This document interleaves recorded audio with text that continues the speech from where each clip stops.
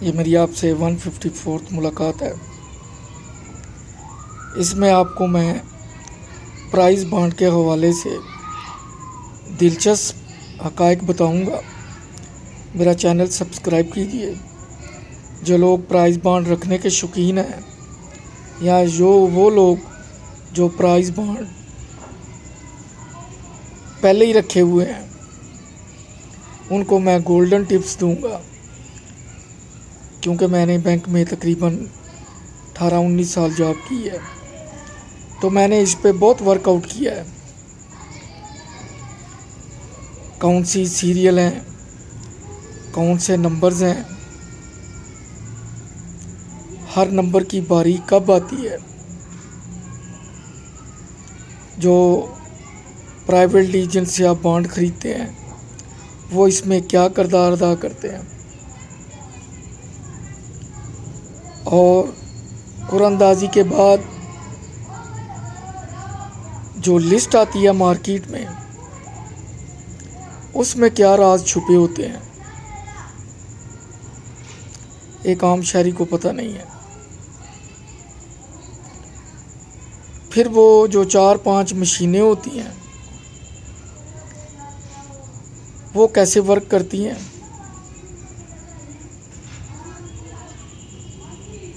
اس کا پرنسپل کیا ہے ورک کرنے کا،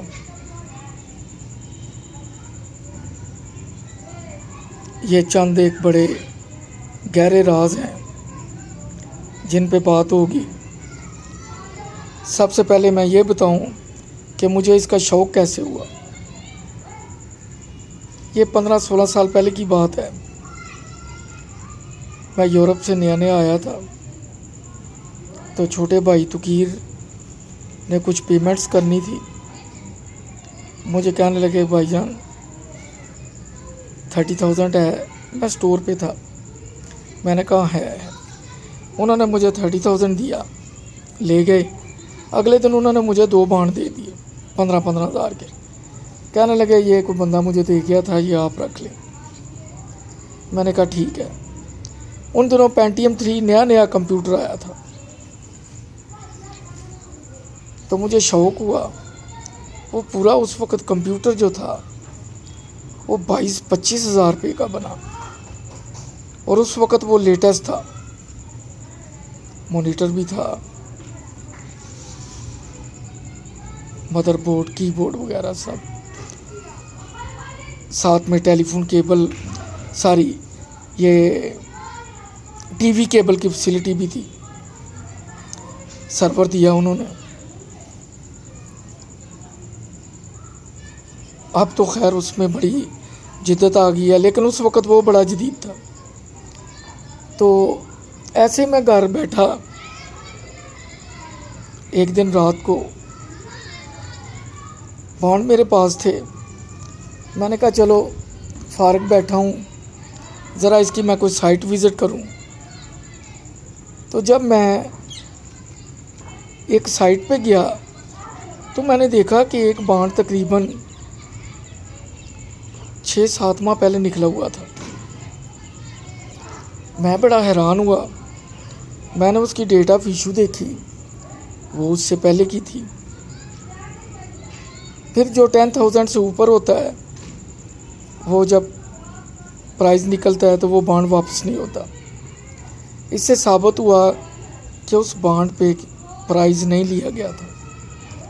میں ایک دوسری سائٹ پہ گیا، وہاں جا کے میں نے تسلی کی، وہاں سے بھی مجھے وہ بانڈ 1.5 لاکھ، آج کل تیسرا شاید 1,90,000 ہے، اس وقت 1,50,000 تھا، 15,000 کا جو تیسرا پرائز ہے، سب سے نیچے والا۔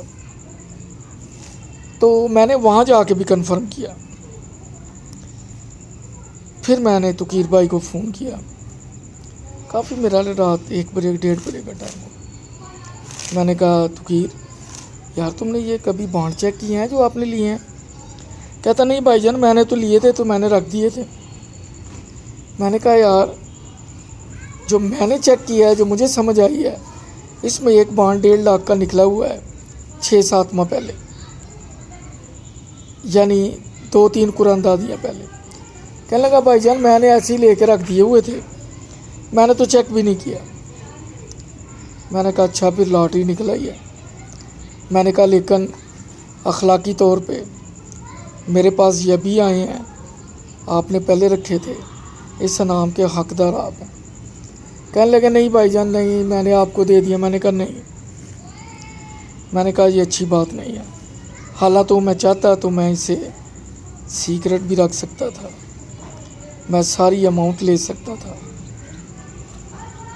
لیکن میں نے اسے ڈسکلوز کرنا اپنا فرض سمجھا. میں نے ضمیر کو مرنے نہیں دیا. میں کہتا ہوں احسان مر جائے لیکن ضمیر نہ مرے. احسان زخمی ہو جائے لیکن انا کو زخم نہ پہنچے. یہ منشور آج تک ہے, اور دعا کرتا ہوں کہ اللہ تعالیٰ آئندہ بھی قائم رکھے, کیونکہ یہ دو چیزیں بڑی مشکل سے ملتی اور بنتی ہیں. کیونکہ آپ کا ضمیر ملامت ضرور کرتا ہے, ہم بھی گناہ گار ہیں, ہو جاتے ہیں ہم سے بھی دیدہ دانستہ, لیکن جہاں پہ پتہ چلتا ہے وہاں پہ سرخ بتی کو دیکھ کے رک جانا چاہیے. جیسا میں نے بتایا, حالانکہ میں چاہتا تو میں نہ بتاتا, مجھے کسی نے کیا کہنا تھا, کسی کو پتہ نہیں چلنا تھا, لیکن میں نے اپنا اخلاقی فرض سمجھا. 10-12 منٹ بحث ہوتی رہی, فیصلہ یہ ہوا کہ انعام کا آدھا حصہ میں لوں گا, آدھا حصہ تقیر بھائی لیں گے.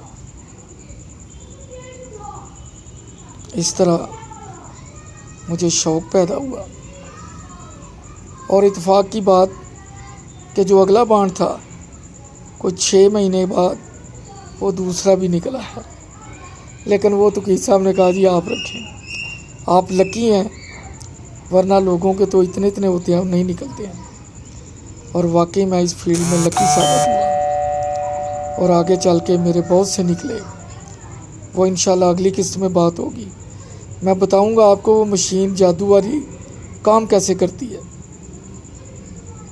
اور آپ نے کون سے بانڈ لے کے رکھنے ہیں, کہاں سے لے کے رکھنے ہیں.